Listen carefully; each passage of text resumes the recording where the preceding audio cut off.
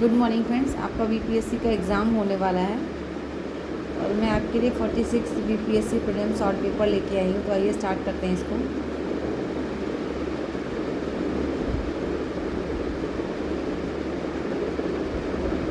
जब उसने राजस्व प्राप्त किया तो वह शरीयत के नियमों और आदेशों से पूर्णतः स्वतंत्र था। बर्नी ने यह कथन किस सुल्तान के लिए कहा? अलाउद्दीन खिलजी।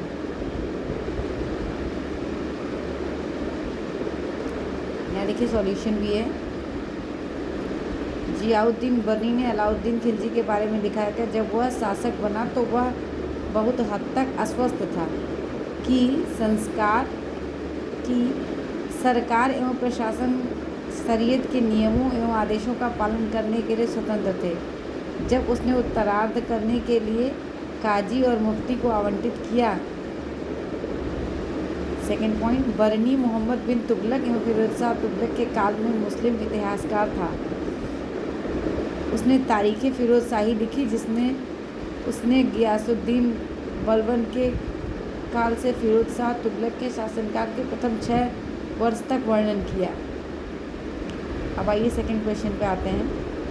मुग़ल प्रशासन में मदद ए मास इंगित करता है विद्वानों को दी जाने वाली राजस्व मुक्ति अनुदत्त भूमि को। सही आंसर है आपका। सॉल्यूशन पे आ जाते हैं। मदद ए मास यानी निर्वाह के लिए सहायता मुग़ल शासकों के संरक्षण में धार्मिक लोगों को दिया जाने वाला राजस्व मुक्त भूमि अनुदान था। सद्र या सदर के अंतर्गत एक अलग विभाग इन अनुदानों की देखरेख करता था। इन भूमि प्राप्तकर्ताओं को भू स्वामित्व नहीं देते थे बल्कि राजस्व संग्रह का अधिकार देते थे।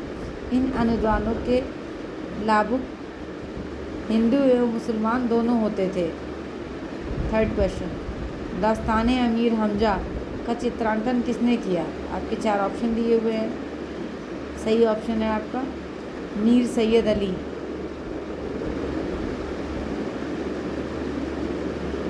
अब्दुल समद एवं सैयद अली तबरीजी हुमायूं के साथ भारत आए और मुग़ल चित्रकला विद्यालय की नींव रखी।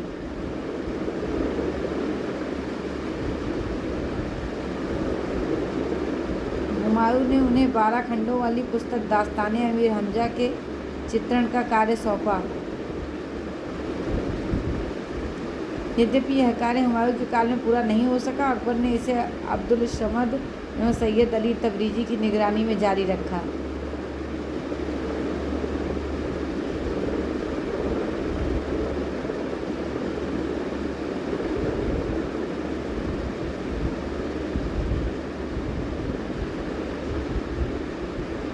सल्तनत काल में भू राजस्व का सर्वोच्च ग्रामीण अधिकारी था चौधरी। सल्तनत काल के ग्रामीण अधिकारी थे चौधरी। खुट जमींदार को कहते थे, मुकद्दम ग्राम प्रधान होता था और चौधरी परगनाओं के प्रधान को कहते थे। भू राजस्व के लिए चौधरी सर्वोच्च ग्रामीण अधिकारी होते थे। गाँव के समूह से बड़ी इकाई बनती थी जिसे परगना के रूप में जाना जाता था। परगना एक प्रधान यानी चौधरी होता था जो प्रशासन से आदेश प्राप्त करता था और कुछ स्थानीय न्याय गतिविधियों को अंजाम देता था।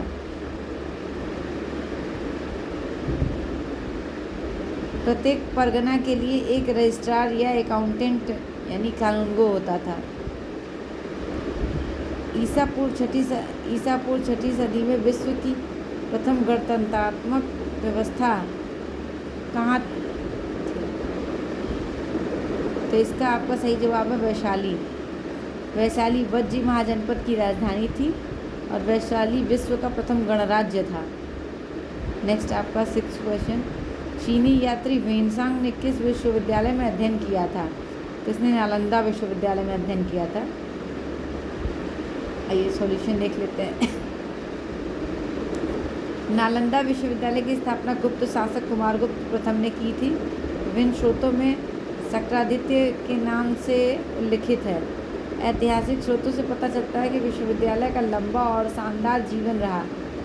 और यह 5वीं सदी से 13वीं सदी तक लगभग 800 वर्ष तक का केंद्र रहा। यह एक पूर्णतः आवासीय विश्वविद्यालय माना जाता था। इसमें 2000 शिक्षक और 10,000 विद्यार्थी थे। चीनी बौद्ध भिक्षु एवं यात्री जुआंग सांग एवं इत्सिंग इस विद्यालय के विद्यार्थी थे। कुतुबुद्दीन ऐबक के सेनानायक बख्तियार खिलजी ने बिहार पर आक्रमण के दौरान 1200 ईस्वी में नालंदा को बर्बाद कर दिया, जिसके ग्रंथ में चंद्रगुप्त मौर्य का विशिष्ट रूप से वर्णन हुआ वह है। आपका इसका सही ऑप्शन है विशाखदत्त, सही उत्तर है। विशाखदत्त द्वारा रचित उपन्यास मुद्रा राक्षस चंद्रगुप्त मौर्य द्वारा राज्य प्राप्ति के लिए नंदवंश के अंतिम राजा को पराजित करने की कथा का वर्णन करती है। भास प्रारंभिक काल के सबसे प्रसिद्ध संस्कृत नाटककारों में से एक थे। उनके प्रमुख लेखन कार्य प्रतिज्ञा, युगांधर, ज्ञानम, व्यायोग्य, उर्भंग, स्वप्रवास दत्तम। अश्वघोष एक बौद्ध विद्वान थे जिन्होंने संस्कृत में बुद्ध के जीवन की कथा बुद्ध चरितम लिखी, जो बौद्ध धर्म की रामायण कहलाती है। शूद्रक एक भारतीय नाटककार एवं मृक्षकटिका के लेखक थे। वह स्रोत जिसमें पाटलिपुत्र के प्रशासन का वर्णन उपलब्ध है, वह स्रोत है अर्थशास्त्र। मेगास्थनीज सेल्यूकस प्रथम निकेटर द्वारा चंद्रगुप्त मौर्य के दरबार में भेजा गया राजदूत था। मेगास्थनीज की लिखित पुस्तक इंडिका में पाटलिपुत्र के प्रशासन का वर्णन यह पोलीब्रोथा के रूप में वर्णित है। दिव्यावदान एक संस्कृत काव्यशास्त्र है जिसमें बौद्ध इतिहास की 28 जीवनी संबंधी आख्यानों का संकलन है। कौटिल्य रचित अर्थशास्त्र प्राचीन भारतीय संस्कृत महाकाव्य है जिसमें राज्य संबंधी प्रशासन, आर्थिक नीति एवं सैन्य योजना का वर्णन है। इसमें पाटलिपुत्र के प्रशासन की कोई चर्चा नहीं है। अशोक के अभिलेख में उसके धम्म के संदेश हैं। तृतीय बौद्ध संगीति कहाँ हुई थी? पाटलिपुत्र में।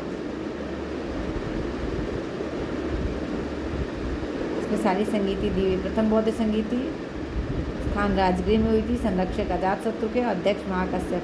द्वितीय बौद्ध संगीति वैशाली, कालाशोक, साबाकामी। तृतीय बौद्ध संगीति पाटलिपुत्र, अशोक, मोगलीपुत्र, तिस्य। चतुर्थ बौद्ध संगीति Kashmir, Kanishka, Vasumitra. Please like, subscribe and share my channel. Thanks for watching.